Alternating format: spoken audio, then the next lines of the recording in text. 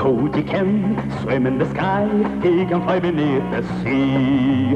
In his robot man, Mazinger Z. Go Nagai almost put the pilot on the outside of Mazinger Z, riding it like a motorcycle. Moving him inside the head invented every giant robot show you've ever watched. Gundam, Voltron, Evangelion, all of it. Before this is done, you'll know exactly how close that almost happened, and what else about this show most fans never found out. Attack! Go, my army of doom machines! Show your power and strength! Number 10. The Forgotten Arsenal nobody talks about. Everyone remembers the fist. Almost nobody remembers everything else. The rocket punch is so famous it practically has its own zip code in pop culture history. But Mazinger Z was packing serious heat far beyond those iconic flying fists. The robot could unleash searing breast fire from chest-mounted thermal cannons, cough out corrosive winds called Rust Hurricane, fire-spinning drill missiles, and blast blinding photon beams directly from its eyes. For 1972, that kind of combat versatility in a fictional robot was virtually unheard of. The weekly Which Weapon Solves This Week's Monster puzzle became its own addictive formula that kids genuinely looked forward to solving alongside Koji. The writers knew exactly what they were doing. Saving the rocket punch for the finishing blow every episode was pure dramatic architecture. Like a guitarist saving the solo for the last 30 seconds, the rest of the arsenal built the tension, the fist ended it. If giant robot history is your thing, subscribing means you get the next deep dive the day it drops, not 6 months later when the algorithm finally decides you deserve it. Oh yeah? Well, so are we. Let's let 'em have it. Yeah!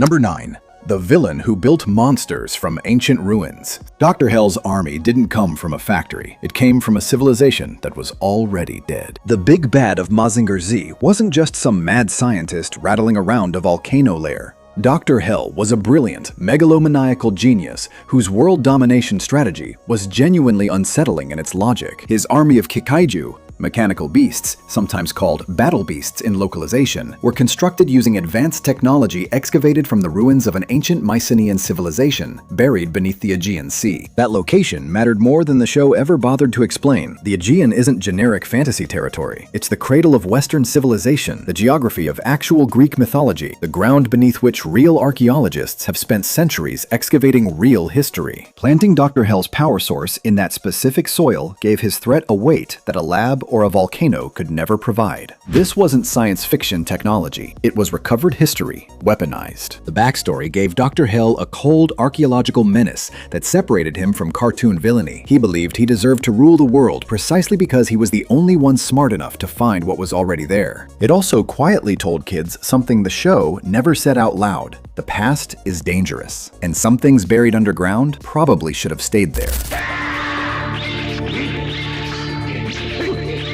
Number 8. The invention that changed everything. You've seen 1,000 giant robot pilots. You have Mazinger Z to thank, or blame, for all of them. It sounds obvious now because we've absorbed it for 50 years. But before 1972, giant robots in anime were almost universally remote-controlled machines or autonomous entities. Nobody was inside them. Nobody was wearing them, like armor. Mazinger Z changed the entire equation when it introduced a human pilot operating a massive robot from within a cockpit in its head. That single innovation didn't just create a cool show.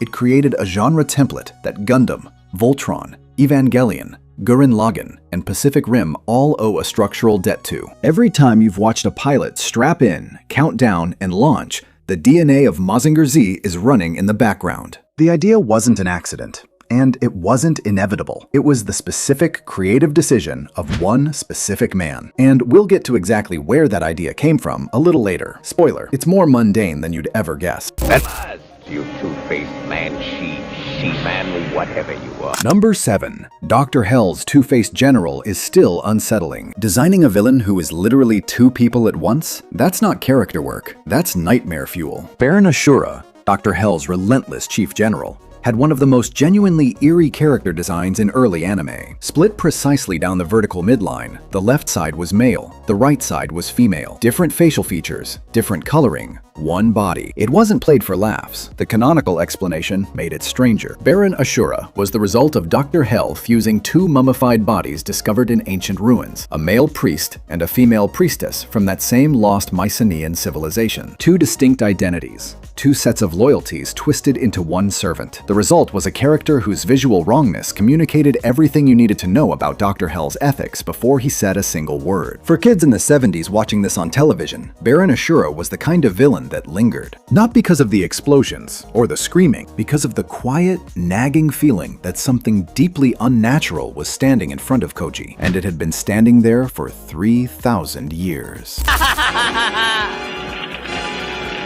Number 6. A traffic jam invented the mecha genre. The idea that defined 50 years of giant robot anime came from the most ordinary frustration imaginable. Creator Go Nagai has told the story himself. He was sitting in a traffic jam, the kind of gridlocked, going nowhere standstill that grinds every commuter's patience to powder. And he started thinking, what if, instead of sitting helpless in your car was enormous? What if you could just push through? What if the machine responded to you the way driving responds to your hands and feet? That direct, intimate connection between human intention and mechanical action became the philosophical core of Mazinger Z. Not a remote-controlled toy, not a radio signal crossing a battlefield. A pilot and a robot fused in real time, like driving a skyscraper. What happened next is the part usually left out of the origin story. Nagai didn't go home and immediately draw Mazinger Z.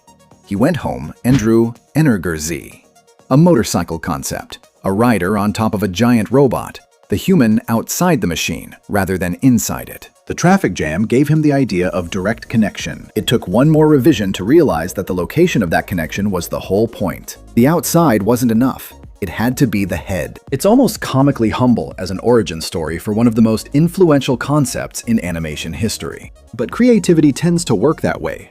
The big ideas usually come disguised as small frustrations, and Go Nagai had the wisdom, or the boredom, to follow his to its logical conclusion.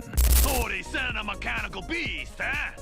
Hey, Bobo, he looks like he's into karate. Number 5. How America turned Koji Kabuto into Mark Davis. When Mazinger Z crossed the Pacific, it went through customs and left most of itself behind. The American localization of Mazinger Z arrived rebranded as Transor Z, and the changes ran deep. Koji Kabuto, our hot-headed, impulsive, deeply Japanese teenage hero, became Mark Davis. His friends and allies got similarly Americanized names throughout. The editing scissors were busy, trimming scenes deemed too intense for US children's television standards of the era. But the name changes were just the surface. What American audiences didn't see was the original show's willingness to let characters fail, bleed, and face genuine consequences. The Japanese version trusted its audience with stakes. Transor Z smoothed those edges into something network standards approved, which meant removing the specific moments that made the original hit differently. A battle that ended badly in Japan became a battle that ended ambiguously in America. A villain's cruelty that registered as genuinely threatening became a villain's cruelty that stayed safely cartoonish. None of that makes the nostalgia less real, but it does explain why, if you've ever sat down with the original Japanese version as an adult,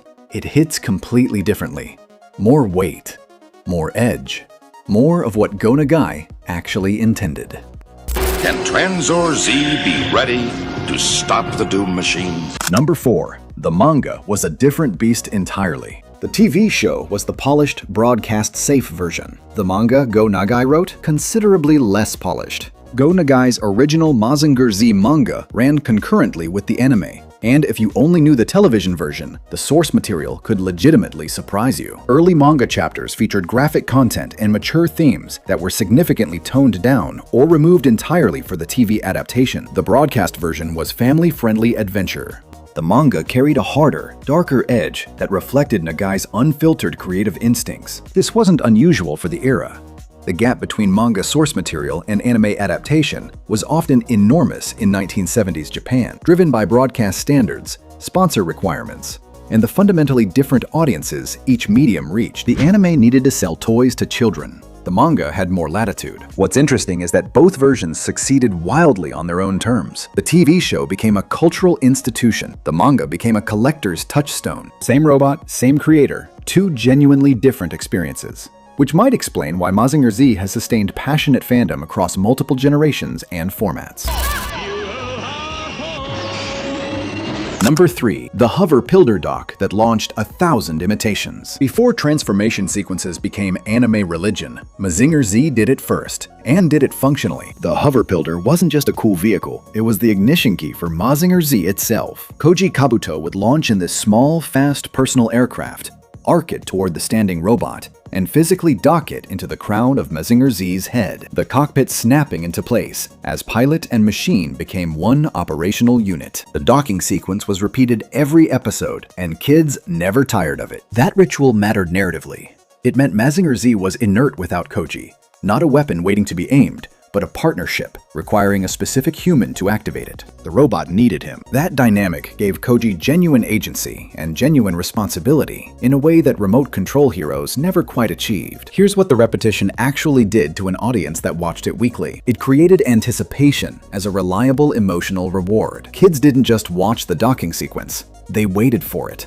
They counted down to it. The sequence was the same every time. And that sameness was the point. In a show full of unpredictable monster threats, the docking was the one guaranteed moment of rightness, of control, of Koji and his machine becoming something neither could be alone. It's not an exaggeration to say that every transformation sequence in every super robot show that followed traces its lineage directly back to that hover pilder, clearing the tree line and snapping home. Number 2. The breast missiles that made Sayaka Yumi unforgettable. Sayaka Yumi wasn't a sidekick. She was a pilot, a warrior, and the owner of anime's most memorably unusual weapons system. Sayaka commanded Aphrodite A, Mazinger Z's robotic companion, and she was doing it at a time when female leads in mecha anime were essentially non-existent. She flew her own machine, made her own tactical decisions, and fought her own battles. That alone would have been progressive for the genre in 1972. Then the writers gave her robot its signature weapon. Aphrodite A's breast missiles became one of the most talked about design choices in early anime. Part shock value, part genuine character signature. Entirely impossible to forget. The weapon was outrageous, it was memorable, and it turned every one of Sayaka's battles into something audiences actively leaned toward. Love it or raise an eyebrow at it, nobody who saw it ever forgot which robot was hers. The deeper point is that Sayaka's combat role mattered. She wasn't standing beside Mazinger Z taking notes. She was in the fight, in her own machine, with her own arsenal. For the boys watching in the 70s, she was often the first female action hero they ever saw. That's a legacy worth acknowledging, alongside the missiles. Jessica, you're going against your father's orders.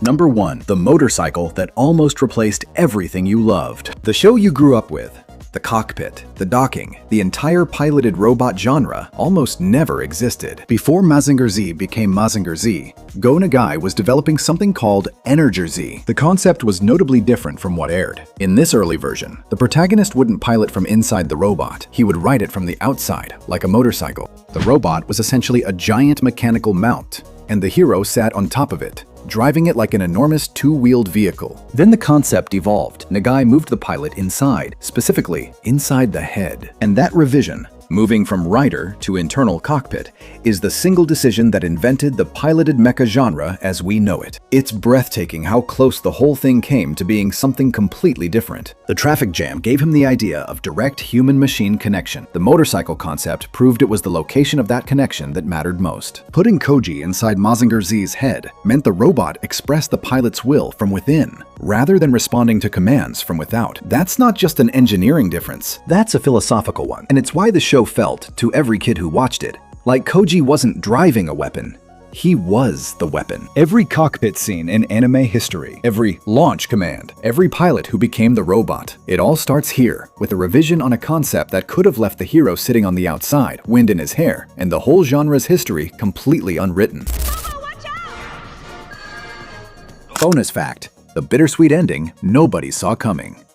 Mazinger Z didn't go out with a victory lap. It went out with a stretcher. The original series didn't end with Mazinger Z triumphant, fist raised, credits rolling over a clean win. It ended with the robot broken, critically damaged in a devastating battle, rendered inoperable. The machine that had carried the show's entire mythology suddenly unable to stand. Koji's robot was done. Into that silence stepped Great Mazinger, the more advanced successor machine, piloted by Tetsuya Tsurugi, arriving to continue the fight, while the original hero and his legendary robot stepped back. It was a passing of the torch disguised as a defeat.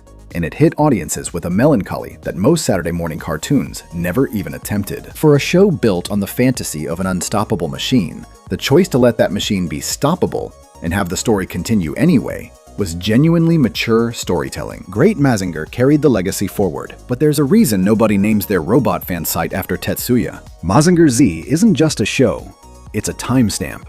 The moment a frustrated creator in a traffic jam accidentally rebuilt the entire language of animated heroism. The cockpit, the docking sequence, the robot that needed you to become anything at all. From Dr. Hell's ancient bones to Baron Ashura's split face, from Sayaka's unforgettable arsenal to the motorcycle that almost erased everything, this show was stranger and more revolutionary than most people ever realized. So here's the question worth dropping in the comments.